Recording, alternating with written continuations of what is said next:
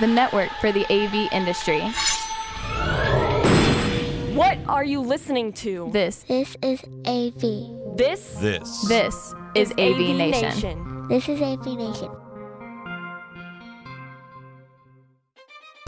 This is EdTech, episode 28, recorded Tuesday, July 22nd, 2014. Don't hate me because I'm beautiful. EdTech is brought to you by Middle Atlantic Products and their new customer-focused website, Middle Atlantic Products, what great systems are built on.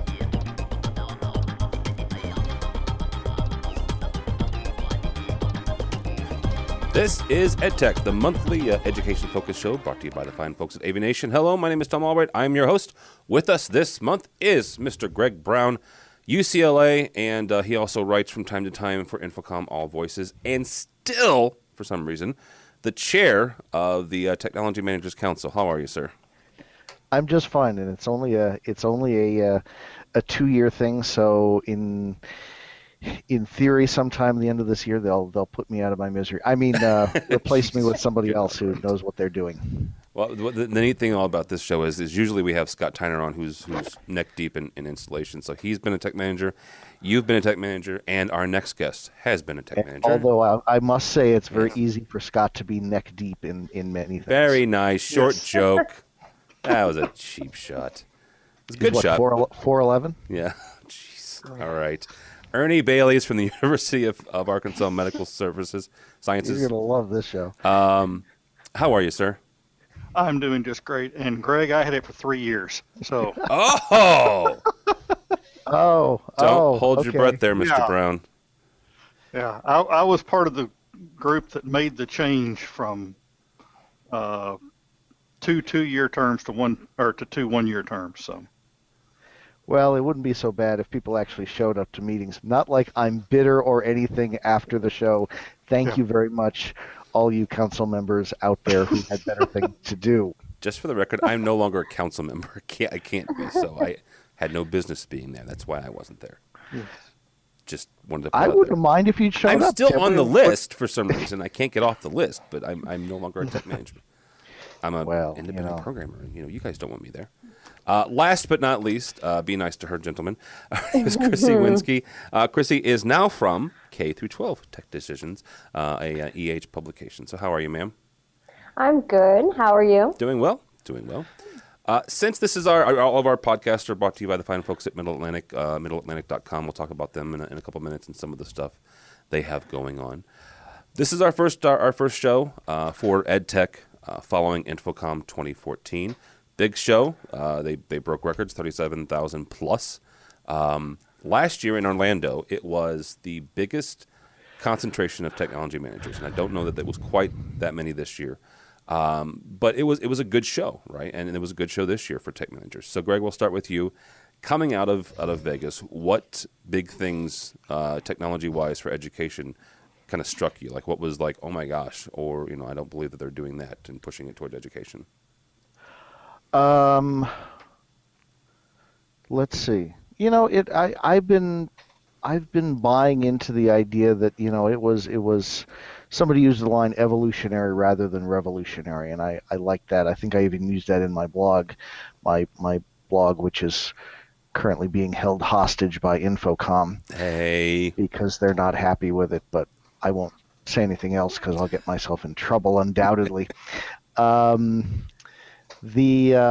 I think I use that line, and I think that's how I would describe it. A lot of interesting new incremental things out there. I really didn't see anything that I thought was just super new and revolutionary and crazy and is going to rock all of our worlds. I mean, everybody's doing collaborative stuff, and it's really it's really almost kind of a pain in the butt for us on this end, because we have to figure out all of, everybody's changing features all the time, and which box do you want? Well, it's, this department likes this box because it does this, and this department wants this box because it does this. It's kind of an embarrassment of riches, but I really wouldn't call any of that stuff revolutionary. Lasers are big, but I think we were sort of expecting that. Curious to hear what everybody else has to say. Was there anything that you came out of there going, I have to have one of those tomorrow? No. Okay. Chrissy, you covered it obviously for EH. What did you take out of it from, not only for higher ed, but also for K through 12 market? Was there anything that kind of struck you that, this is something that they need to have? I kind of agree with Greg. I mean, I didn't see anything that was like super, super revolutionary. Obviously, the collaboration solutions were big again, but kind of the one thing that I thought was a little bit interesting is the smart cap. And I just thought that it's a really good system for like small group instruction, which is big in K-12 versus a lot of the larger systems, which are more for whole classrooms. So I thought that was a little bit different. But again, there wasn't too much that I kind of walked away with going, oh wow, that's really, really unique. Okay. Yeah, the one thing it was kind of a continuation of 2013, and that was the huddle spaces, the collaborative. Mm-hmm. Almost every booth we went into in 2013 had some sort of huddle thing or another. And this year, we'll talk about this in a few minutes, the flipped classroom was the new buzzword, at least for education folks. I shouldn't say buzzword, but that was kind of what they were selling. So it's new, it's hot, it's the in thing. It's the in thing. We're over collaboration, apparently. It had its 5 minutes. Yeah, it's 1 or 2 shows. So, all right, a couple things real quickly. Our buddy Matt Scott, who's on a couple of our shows, wrote a piece in well, it's on AV Network. I believe he worked for SCN about Crown's amp that has AVB baked into it, and it's not this. I don't want to have the conversation with you guys about that product necessarily, but about AVB in general. They came out this year. They had their first Avenue Alliance certified product was a switch. Makes sense, right? The second one is this amp. The question for you guys, and Ernie, we'll start with you. What's the place for AVB or something like AVB on a campus? What are some of the drawbacks of putting in something like this, or are there any? Is it just kind of like makes sense for us? Well, for us, the big deal is, how does it ride on the overall network? And that's the question I get because, we are an academic health science center, but most of what we have is driven by our hospital and our research areas. The university part is not the largest part, and we have to follow their rules.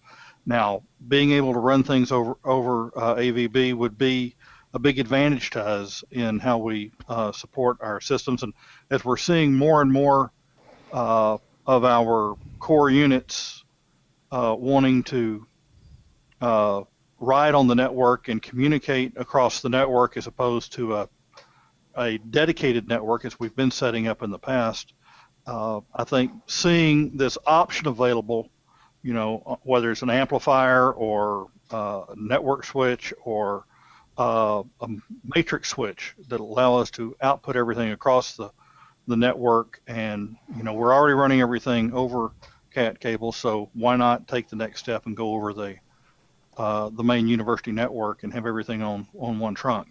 But once again, we get into bandwidth issues and we get into other regulations that we see across the rest of the campus. Yeah, Greg, we've talked about this before on the show. You have I think it's an interesting setup at UCLA, where you have, correct me if I'm wrong, like 100 IT departments. 34 last 34, I heard. Okay, 134, whatever. So you trying to do AVB? 34 IT departments, yes. Yeah. So talk me through this, right? So your group, could your group do AVB in your own little private, network infrastructure, or is that just an act of Congress? I don't know. We've never tried it. It's never something that it's not something that's come up.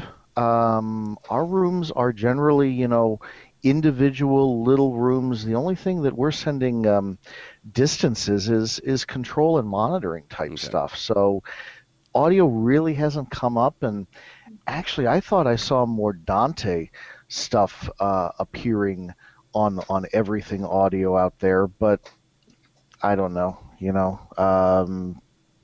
that was just my impression. But no, I think any of this is, or a lot of this stuff, we'd have to see whether we could do it. we'll work with 3 different departments sometimes to get live lit data ports in my rooms. I think the word you used was interesting, and I can think of plenty of other adjectives, none of which are appropriate for even this show. Thank you. I appreciate that. Because do we have to behave ourselves because Chrissy's here? No, you don't have to behave yourself. No, we don't. Okay. Okay. She can take care of herself. I mean, are you kidding me? She's from Massachusetts, dude. She'd eat you alive. Oh. Don't I look like Yes. it? I already know a lady from Massachusetts who would also eat you alive, and has threatened to kick my butt Yes. on a few occasions. Oh, well, there you go. Yeah. All right, Chrissy. Let's talk about, but not only secondary education in elementary schools, but all the way through higher ed. What are the implications of AVB? When it comes to, like Ernie said, putting on the network and making sure the bandwidth's there. Is it a viable option for education installations? Easy for me to say. I think it's probably certainly more viable for higher education. It's not something that we've actually ever really covered in like the K-12 world. But I know a lot of the coverage that we've done on tech decisions, we kind of thought that like AVB would be kind of like the next big thing, but it hasn't really taken off the way we expected it to, because we had kind of written about, maybe at Infocom we did last year, AVB products, you'll see those at Infocom, and there still hasn't been a ton of movement around that. No, there hasn't. Actually, there's a speaker coming out, and it's a higher end speaker. It's the next thing I believe it's the next thing, if my memory and my notes are correct. It's the next thing to become certified, right? And we're supposed to do a special with these folks, and they're like, okay, let's plan it for like the middle of July, and it's the 23rd, 22nd. They're still waiting on it, and I think they're still working out the tweaks and the twerks of getting the certification, because when we talked to them back in February, like, oh yeah, we got a system going on, and they got the first one, and then it was June before the second thing came out. And nothing against the University of New Hampshire. I'm sure they're a fine institution. It's just like, you're right. There hasn't been a whole lot of movement. I think that there's a bottleneck somewhere, right? Right. But once that bottleneck gets opened up, I think that's going to be something cool for them. So. Yeah, I think the elephant in the room here with this, and it's a nice article, and I like Matt, even though he's Canadian. He comes up with some good ideas, and this is the point where you give them my email address. No, right? no, you're fine. You're fine. Okay, I just alienated a country. You alienated 3 people from Canada that listen to us. Yes, all 3. All right? 3 of them. The elephant here in the room here is that AVB is still AB. Yes. Where's the V? We've been waiting patiently for years, and okay, there's all sorts of neat audio products which are going to fit some interesting, useful niches, but I think we're all kind of looking forward to that V one of these days, Yes. Ideally before we retire. Well, you're a lot closer than the rest of us, so. I've probably got the lead on that one. Yeah. Et tu, Timothy. Thank you very much. I love you too. Says the man who just turned 40. So, in all seriousness, last in 2013 there was Barco. In 2014 there was another company that was showing video. But Greg's right. There's nothing yet that's been certified that's out there that's handling the video portion. And so until there is, we'll kind of hold our breath and see what they've got. I don't recommend holding our breath for this one. Oh, good. He's my curmudgeon. All right, from our buddies over at Commercial Integrator, Microsoft is laying off 14% of their workforce. All the people that were in the Infocom booth. They were less than that. 18,000 employees. Microsoft CEO Mr. Nadella said that he is taking an action. He didn't say this, but yeah, 14%. I'm switching these. 14% of their workforce. Chrissy, first of all, what kind of impact is this going to have on education? Because a lot of these folks are the people who interface with education facilities, whether it's licenses for Office or licenses for the operating system, getting folks, Surface deals, which is one of Microsoft's initiatives. How is this going to impact the education market? I mean, I think it's probably still a little too early to say, but I think Microsoft has had enough problems kind of getting into the education space, and this, certainly isn't going to help. They had expected the Surface tablet to kind of like be the next big thing in one-to-one, and that didn't happen, and so it can't be good for them. Yeah. I have a buddy of mine who, he's an integrator out in San Francisco, and he told me the other day, he goes, I'm buying a Surface Pro. I'm like, well, why? Why? So, to program one, I swear to you, he's using it as his laptop extension. And another buddy of ours, Phil Cordell, his programmer programs on the Surface. So I think it's finding its way. I don't think it's quite hit education yet like they wanted it to, but it's finding its way. Greg, what is this going to be? The loss of 14% of Microsoft. What's that going to mean to us, to you guys? I hope the first person out the door is the person who invented Clippy. Oh, jeez. That person's retired by now, certainly. Surely they've retired. So lucky. They should have been shot. Clippy's like 20 years old, 25 years old.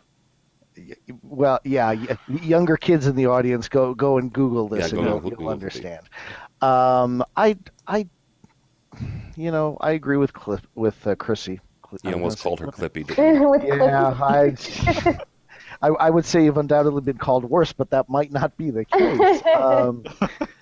We'll find out. I mean, Microsoft is just such a weird company. I have a harder time thinking of a company that is more successful doing incredibly stupid things. I mean, look at all the incredibly stupid things they have done and the things in their programs which are just so, hey, let's change this year's version of the program completely so nobody understands it. Nobody else has been able to get away with that like Microsoft has. So maybe they'll behave a little bit more like a decent company and will make sense and create stuff that we like and works right the first time. But do you think maybe the reason for that is that the fact that they have the margin to do that, right? They've got more money than God, probably. But yes, so undoubtedly. Yeah, they have that ability. Ernie, what's this going to mean for guys and gals in education? I'm going to have to go along with the consensus here. I don't know. We're going to have to wait and see. I don't know that it's going to do a lot. We're not seeing a lot of Microsoft products walk into the classroom under the BYOD or anything like that. Yes, we have Windows-based computers in all of our classrooms, but I mean that's because that's what we started with, I guess, and that's kind of the platform we've used. But I don't ever see anyone from Microsoft walk into my office and say, "What can I do for you?" How can we improve your stuff? I get that from other manufacturers, from the AV manufacturers. They send a rep in here and say, how things going, what's going on. I don't get that from Microsoft, so I don't know that I'm going to see a change in that. I've had a request twice to have a Surface in a classroom. Really? Two times. How did you handle it? Did you say no, or did you just say here's a connector for it? Well, the first one I said we're in the process of working on it, and the second, and they wanted to use them wirelessly, so we then got a hold of a Crestron Air Media device, and I've got a floater device now that we move from room to room for that. So we have one instructor using it that I know of, and they're just plugged in wired. Okay. Yeah, plugged in wired, we're already set for. That's no different than a laptop for us. So. Okay. Yeah. Yeah, I've installed a couple of the Air Medias and been relatively pleasantly surprised with them. I should say pleasantly. I've been surprised with them. Very happy with them so far. So, all right. We talked about the Flip Classroom from Educause. I got an email the other day about it. It was called "The 7 Things You Should Know About Flipped Classrooms," and the reason I bring this up is AMX had something, Crestron had something, a number of manufacturers had something about flipped classrooms that I had never heard really that term before. And so I wanted to bring it to you folks to see your take on the flipped classroom. Chrissy, we'll start with you on this one. Whether it's middle school or high school or higher ed, my understanding of the whole flip idea is this. You do homework in the classroom and you go home to watch the presentation or watch the lecture, and technology is how is facilitating that idea. Is that kind of right? Yeah, I mean, it's flipped because basically you're learning what you would think of as a typical lesson, you're learning on your own. So you're either watching a video outside of school, or it could even be like you can even read a text, and then you come back into school the next day, and instead of class time being spent on a lecture, it's spent in some kind of like activity-based assignment. So it's a little more, there's more active learning involved. Technology is definitely a really common way to facilitate it, and it's a really big trend in K-12, but also in higher ed too. I had done a couple of stories on that when I was still working with higher ed tech decisions. And there's a lot of like lecture capture involved and all kinds of pretty neat things. It can be kind of tricky to figure out, and it can definitely be done in the wrong way, but it's a big trend right now. Ernie, we'll kick this off with you. What impact do you think, if anything, in the college market do you think this is going to have? Do you see it where, go ahead. Like I say, we're seeing it both in our College of Medicine, our College of Pharmacy, a whole lot. Okay. And some of the other schools are starting to implement it. We have 5 different colleges here, but and all health science related. But in fact, we have developed a classroom, a shared classroom among the departments. It can handle about 200 students, and that puts them in groups of 6. So we've taken the lecture out. The students are now getting that, offline. They're watching at home or whatever, and they come in, and the class starts out with a quiz. The way they're doing it is real interesting. They start out with an individual quiz. You take that, you turn in your scorecard, this little, just a little score sheet or whatever, or they use audience response for some of the classes, so they just kind of go through at a self-paced rate. When that's over, they take the same quiz as a team. And it's interesting, we're seeing that, when they meet as a group, they're learning collaboration right there. They work with each other, they get a higher score. So it's really impressive. And then they work on projects based on the lecture. There's an instructor. We set the lectern in the center of the room, which really freaked out the faculty at first. But there are student tables, there are tables that seat 6 each all the way around it. It's a big rectangle, like I said, dead center is the lectern. So the instructor is there, and they might give a 5-minute talk to start out the project, and then they wander around, answering questions, helping, it's more of a lab situation, but it's an active learning situation that we're doing. Along with that as well, we have a Teaching with Technology symposium that actually takes place Thursday and Friday of this week. We started out, it was just for our campus. We now have K through 12 and colleges, higher ed, from all over our state and from outside the state. We have internationally known keynote speakers. It's a 2-day event, and there's several workshops and small group discussions about effectively running a flipped classroom this year. So it's really neat, and that we've seen that for the last 3 years. We've had discussions on that. So I think it's a really big deal, and like I said, it's K through 12 all the way through higher ed and into graduate schools. How are you, Greg? We'll get to you on this one. But Ernie, real quickly, how are you facilitating the lecture part? I mean, are you taking them into a studio, or are they doing it at their desk with a webcam? How are you facilitating that part? Well, a lot of them we have recorded the lectures in years past. Okay. We started doing some lecture capture about 3 or 4 years ago. It turned out, the faculty were all against doing lecture capture, but when they realized that there were about 35 iPhone set up pointing at the screen, recording the lecture. They decided it was better to have some control over it. Yeah. So that was how we got some of our faculty into the lecture capture mode, and they've kept those, and they're either using those or they're pulling information. Some of them are doing desk recordings, some of them are finding pre-recorded things, or they're giving book assignments and not giving the traditional 2-hour lecture. Very cool. All right, Mr. Brown, in the world of UCLA, where does this fall at the whole flipped classroom? Well, I think the reason you're seeing all the flipped classroom monikers on all the products all of a sudden is, Ernie mentioned it. At some point, they're using some form of collaboration. Yeah. And these are all the same collaboration devices that they've been touting for the last couple of years. And now they've learned that this is part of flipped classrooms, and probably half of these marketing folks don't understand what a flipped classroom is anyway. And but it's the new catchphrase, and so we'll market it for flipped classrooms because that's the hot thing. And I think that's what's going on as far as the products at Infocom.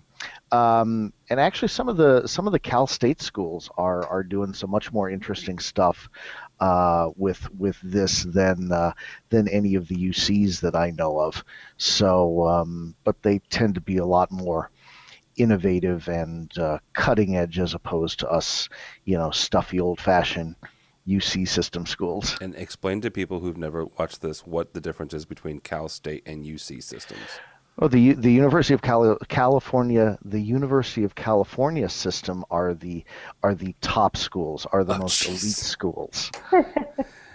Yeah. And then the Cal State schools are the other schools, and then right below them are the community college district. Hey there. We don't even talk about them. That's my those are my peeps, community college folks. So. All right. All right, we're going to take a break here real quick, talk to her about our buddies over at Middle Atlantic. You guys can take a break, take a drink of water.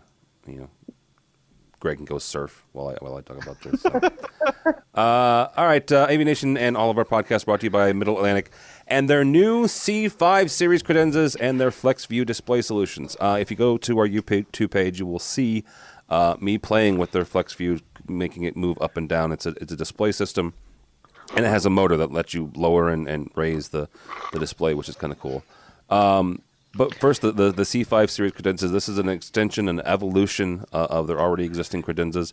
And if you're watching the video up on here, I've got their webpage because this is how many new freaking laminate or covers they've got. I mean, it's a lot. There's a couple here that look like marble. You buy the metal in the right size and shape that you want, and then you granite. Mix it with the colored sides that you want, and can create like thousands of different things. It's a really cool system. It's a very cool system, and they've got all sorts of different additions and vents and venting motors and stuff like that. So yeah, lots of cool stuff. So you can go by the website, check that out. And then the FlexView display solution, they've got 3 different models, 2 or 3 different models. One of them is built for video conferencing. They've got a big base where you can put a battery pack in it and basically have a mobile VC unit. The other one, like I mentioned, has the motor that lets you raise and lower the display for a number of different reasons. One of them, honestly, is for accessibility for disabled people that they can't quite reach the display. You can lower it down to whatever height you need to be. So you can check all this stuff at middleatlantic.com. Also at middleatlantic.com, you can get 12-hour support. I almost gave Becky Villarreal a heart attack. You can 12 hours support, 8 a.m. to 8 p.m. Eastern time. So Greg, you can still hook up with them if you're working on something late into the afternoon on the West Coast. So always had good luck with Middle Atlantic stuff. Yeah, and you're all the way on the West Coast, so that's saying something. Getting shipped from Jersey. So actually, I'm pretty sure they have a stocking warehouse here in California, if I remember right. Well, they do, but I was trying to make it seem better. I don't know. The reason I know that they do is Mid-Atlantic provided us with a podium, and let's just say that a rack got misplaced, and that they had to ship one from California to Vegas for Infocom this year. So, yeah, they do have a stocking warehouse. That's how I know. So, yeah, MidAtlantic.com, Mid-Atlantic, what great systems are built on. Yeah, if you came by our wonderful little our ragtag booth at Infocom this year, there was a big, giant, nice podium, and that was a Mid-Atlantic podium. Had a rack built in it and had all kinds of really cool things. So, staffed by your wife most of the time. Staffed by my wife most of the time. Yes, very well done. Very well done. All in the family, I see. Yes. My wife and then a bunch of Red Band guys helped us out with that as well. So, all right, let us move on. This is also from AV Network, and I'll show the picture here, and for those of you listening to it. Okay, so it's a Resi award for the best remote control. Don't yell at me yet. It's not about the Resi remote control. Here's the thing where my brain went with this, guys. Ernie, we'll kick this off with you. I'm seeing a lot of, both in my designs, and I work for a company called Innovad. We do design consulting as well as custom programming, independent programming. I'm seeing a lot of scope of works where instead of a Crestron control or an AMX control, fancy smancy touch panel, I'm seeing iPads more and more, right? And iPad minis. I've seen like 2 or 3 iPad minis in the last month. So here's the question for you, gentlemen, and for you, Chrissy. Mm-hmm. What sort of remote, what sort of control should be in a classroom? Ernie, we'll start with you. Okay. Well, I'm still for using the traditional Crestron panels, but at the same time, I mean, you're working on a project for us right now, about to wrap up, where we're requiring iPad controls also. So we can walk in with our iPads. The thinking here on our campus is an iPad is usable elsewhere, as I've discovered in one room where I had an iPad controller. I no longer had a controller. Behind 2 locked doors and a locked drawer, I lost an iPad. Oh, nice. Yeah. And they sold the power supply with it also. That was in a different area, so someone knew what they were doing. So, those are the worst kind. Yes. I have yet to have a Crestron panel walk out of a classroom. So our preference is that we do go with the wireless units. Okay. So we can, an assistant instructor or graduate assistant can sit in the back and control things if the instructor so desires. Or we can actually if we have someone that doesn't push buttons right, we can take the controller off, get their PowerPoint set or whatever they're going to be doing, and they don't mess anything up during the lecture. So we have those options. But once again, we do have iPad controls. About half of my staff have their own iPads. I bought the Crestron app for them. Okay. So they can step in the back of the room and not have to go up to the lectern and push buttons. They see what the problem is from the door, hit some buttons and make the changes most of the time. So my answer is both controllers definitely have a place in the classroom.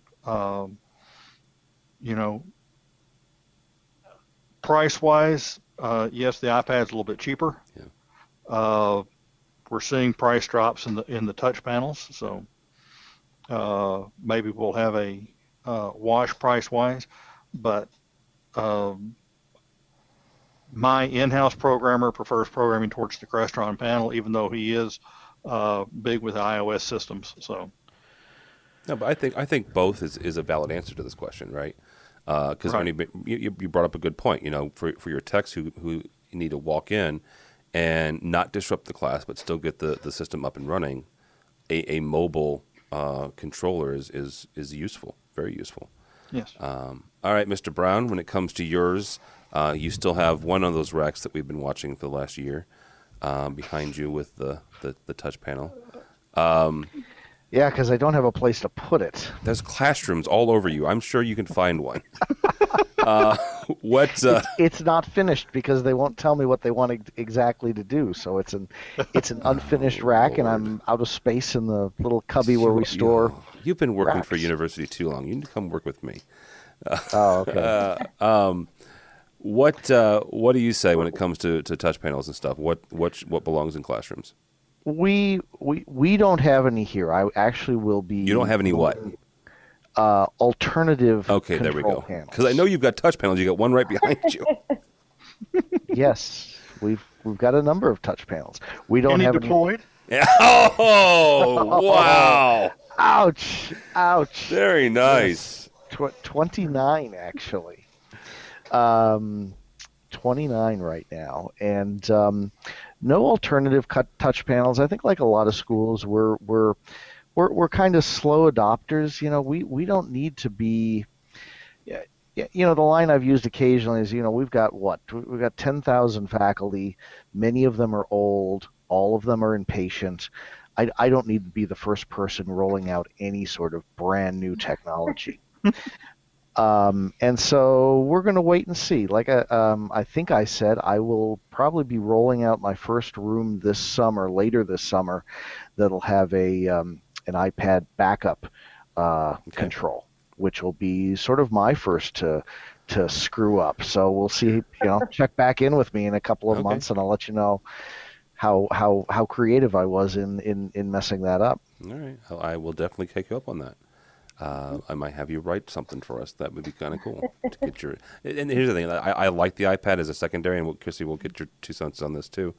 But I think I'm leaning more to Ernie with, I do like the wired or at least the dedicated Crestron piece. I've never heard of a Crestron controller going missing, even a wireless one. What the heck are you going to do? You're going to throw it on eBay or something? We did have, I don't know specifically it was Crestron, but we had a department with all they had was a wireless touch panel, and it went away. Wow. And guess what? They didn't own the code. Oh, I bet that's a surprise to you. Jeez. And so they were just completely screwed. Yeah. Yes. Yeah. To use the vernacular. Yes, to use the Oxford vernacular. All right, Chrissy. What do you, from your experience and from talking to folks, what do you think, or what has your sense? What kind of controller should be in a classroom? I mean, I don't know that one is better than the other, but I personally like the idea of the iPad, especially since a lot of schools are moving in that direction anyways. I just like the idea of having one device that kind of does everything, although I hadn't really thought about it getting stolen, which is a really good point. But then again, if people are stealing Crestron touch panels, I don't know. It's in California. It's an isolated event. We were obviously off surfing at the time. No. Okay, yeah, that's a good point, too. Here's the thing. The first time I saw one in action, I was underimpressed, and then they have done some interesting things. Both AMX and Crestron have done some interesting things with their apps over the last year, both with feedback and with the reliability. But I still think I'm with Ernie. I like it as a backup as of right now. First generation apps, apps 2 years ago were really kind of sucky. They were like racing to get something out there, and most of them were pretty clunky. Better things are out there now, so I think you're going to see more people jumping on the bandwagon. Yeah. The one thing I do like is both the AMX's and Crestron's feedback. I'm a big fan of being able to, whether it's getting it feedback from a biamp or getting it back from the DSP or the projector or what have you. Most of them, you have to buy the upgraded one that doesn't come with the free one, that feedback. So, all right. From Lynn Scroggin, this is from our buddies over at Rave. Is the education market bouncing back? And this is kind of after ISTE 2014, one of the biggest education conferences in the U.S. Excuse me. So I'll ask you, gentlemen, and Chrissy, is the market bouncing back? Are you guys seeing that? Ernie, are you seeing a bounce back from education? I mean, we're doing more. We're coming up with funding, internal funding, to do more. We've done a good bit over the last year, and have several projects lined up for next year. That 2 or 3 years ago, I was told, we're not doing anything right now. So maybe it is coming back, and hopefully it will get back to where it was several years ago. Yes, Mr. Brown. Oh, you are going to ask me, aren't you? Well, you were sighing. So. Hey, look, I ignored the reference to the company earlier that I just could have completely. I know. Thank you. Talked about the way I talked about like 2 shows ago, but I didn't. Thank you. You're welcome. You hit me with a ruler enough times, I eventually. I never hit a couple times, but that was it was Vegas and we were out, so. I just what? Nothing. Go ahead. Oh, okay. Is the education market bouncing back? My first question was, I didn't know it had gone anywhere. Oh, brother. Oh, yes. You don't live in Illinois. Yes, it's gone somewhere. Yeah, I mean, it slowed down a little bit from my perspective. I mean, our funding didn't change at all, but okay. See, why do I keep having you on? Because you keep saying things like that, and so I can disagree with everything you say. No, it's just okay. So here's what's infuriating, right? And we're going to get into some state politics, but California is the most broke state in the union. The only people more broke is Illinois, and you've got competently run. Oh my! And your funding never changed. No. Holy cow! Wow. They're up there with the dartboard throwing the darts, and they never hit our square. Oh what am I supposed to say?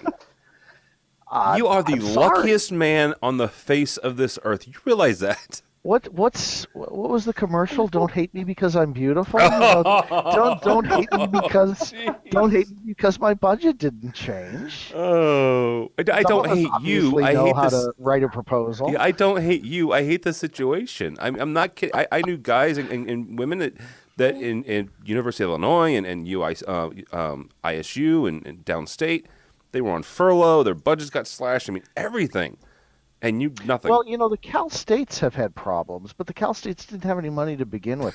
I have been told by some of my Cal State friends they would kill me if it got them my budget. Fortunately, it won't. Are you sure about that? There's not some bylaws. Yes, somewhere? I checked. Okay. Before I met with them, I checked. Oh, jeez. Before you took a drink. All right, Chrissy, with the University of California system aside, what have you heard?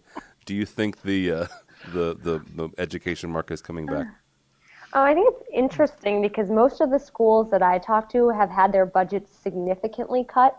See, Greg, see, 5 real years, people, significant. But I did just read some recent survey, and I think it might have been put out by COSIN, the Consortium for School Networking, that said that most technology directors anticipated that their budgets were going to increase. I don't remember being specific about what types of technology that might be for, but I did think that was kind of interesting because most of the people that I've talked to are still kind of feeling those cuts. Yeah, and we're slowly coming back, from what I can understand. Now, I will say this, having stepped away from the education market as, a day-to-day integral worker, but from my understanding and the budgets and stuff like that, that is slowly returning, at least in our small part of the world. So, and actually, to be fair, there were budgets cut in various places in the UC system. I think a lot of our budget cuts were used to cut in areas where things really needed to be cut, and I think there were, amazingly enough, some intelligent people somewhere above me that realized that things like educational technology equipment, which is I think what our line item is called, are kind of important. So, other people here did not escape the axe, but we did. But you did. Well, good for you. Seriously, that is awesome. We did not, or the guys I used to work with did not. All right, from higher ed tech decisions, technology managers want colleges to read the fine print regarding their role. Basically, Greg, I'm going to start with you on this because, first of all, I know you're going to have plenty to say. In all seriousness, being a tech manager is one of those things where a lot of times it's a catch-all.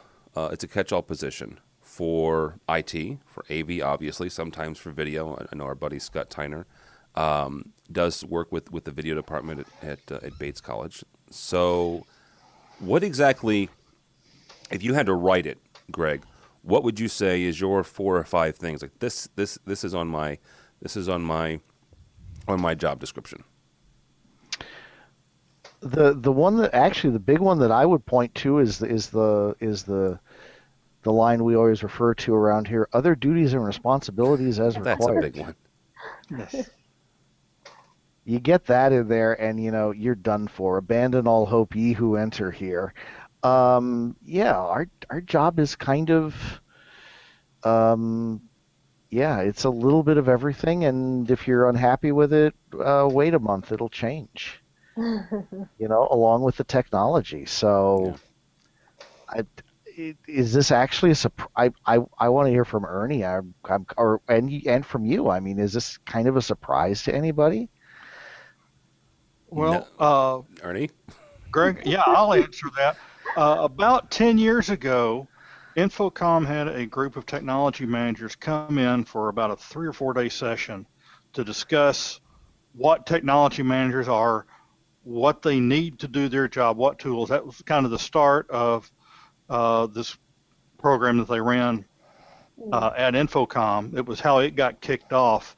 And looking at this article, it looks like they have kept our notes. I mean, this is the discussion we had 10 years ago with Infocom about, this is what we do, this is what we need help with, budgeting and developing managers, because I don't know of anyone in AV management who started out as a manager.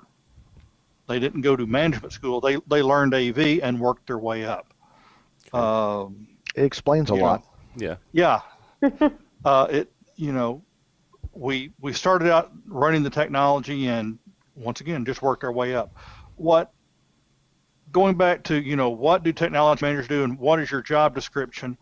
What I tell my staff is their responsibility is to maintain and set up classrooms in such a way that when Dr. Smith walks out of his office towards the lecture hall, he's thinking about what he's going to teach the students. He's not going to say, what button am I supposed to punch? Or do you think they fixed this yet? Or is the lamp going to go out during my lecture? Those things aren't going to come to his mind. He's going to be thinking about what he's going to teach. And I also remind them on our campus, the people that are learning are going to be taking care of you in your old age because they're medical students. Yeah. You don't want them to miss a lecture. No. And they're going to have needles and scalpels. That's right. Sharp instruments. Keep that in mind. That's right. Yeah. But, our goal is to take the concern of the technology away from the instructor.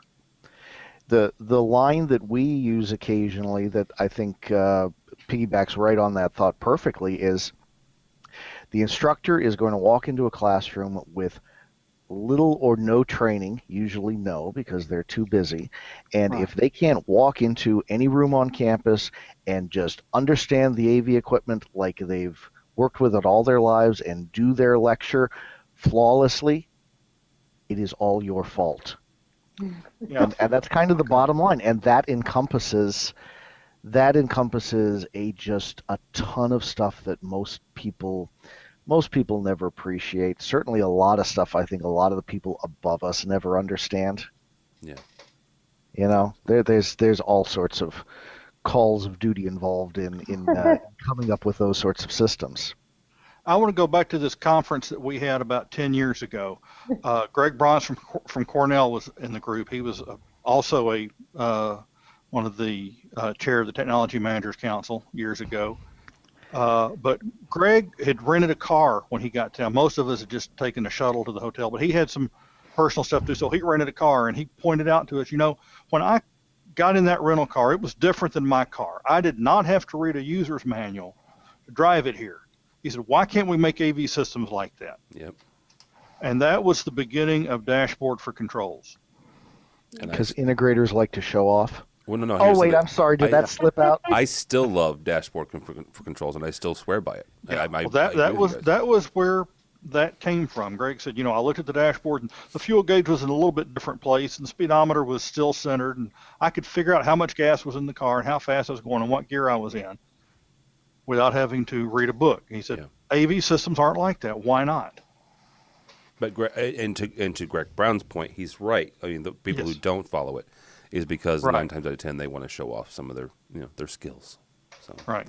All right, Chrissy, you've got the last word on this. What do you think should be, or from your experience with talking with tech managers, what should be on their list of duties?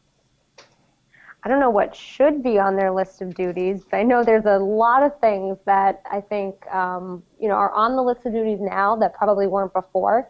And I know a lot of people have talked to me about budgets, that they're now responsible for figuring out their own budgeting and kind of figuring out their own processes. And it's, I think, difficult because someone had mentioned you learn AV technology and you're not learning management skills. So now there's almost like a business side of it too.